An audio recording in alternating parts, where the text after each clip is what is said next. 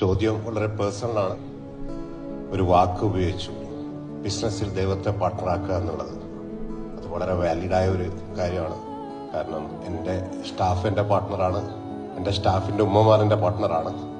എന്നിരുന്നാലും ദൈവത്തെ പാർട്ട്ണറാക്കുക എന്ന് പറഞ്ഞപ്പോൾ ഇവിടെ എനിക്കൊരു ഈ നേരത്തെ കാണിച്ച വീഡിയോ ഇതൊക്കെ ഒരു കണക്റ്റീവാണ്. നിങ്ങൾ ചെയ്യുന്നുണ്ടെങ്കിൽ പോലും എൻ്റെ കോൺട്രിബ്യൂഷൻ അതിനകത്ത് എങ്ങനെ വരും എന്നൊരു കൺഫ്യൂഷൻ ഉണ്ടല്ലോ. അപ്പോൾ അതിന് ഭാഗമാകാൻ ആഗ്രഹിക്കുന്നുണ്ട്. അതെങ്ങനെയാണെന്ന് അറിഞ്ഞാൽ കൊള്ളാം, കാരണം ഇതിന്റെ ഭാഗമാകണം. ആഫ്രിക്ക പീസ് വാലിയിലേക്ക് പോകണം, അതാണ് എൻ്റെ ആവശ്യം. ഹ്യൂമാൻസിന്റെ ആവശ്യം പീസ് വില്ലേജിലേക്ക് പോകണം.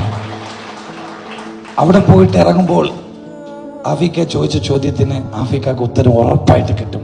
ആഫ്രിക്കക്ക് കൊണ്ട് ഒരുപാട് കാര്യങ്ങൾ ചെയ്യാൻ പറ്റും, ഉറപ്പാണ്. ആഫ്രിക്കയെ പോലുള്ള ഒരു ഇൻസ്പയറിംഗ് ആയിട്ടുള്ള ഒരു ഓൺട്രപ്രണർ അവിടെ നിന്ന് ഇറങ്ങിയാൽ എനിക്ക് തോന്നുന്നു അവിടുത്തെ ഒരുപാട് പ്രശ്നങ്ങൾക്ക് അതൊരു പരിഹാരമാവും.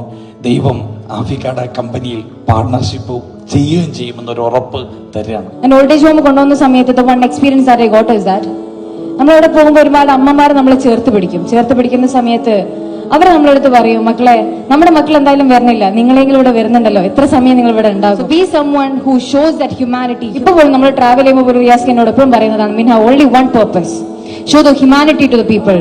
That's what the Creator has given you.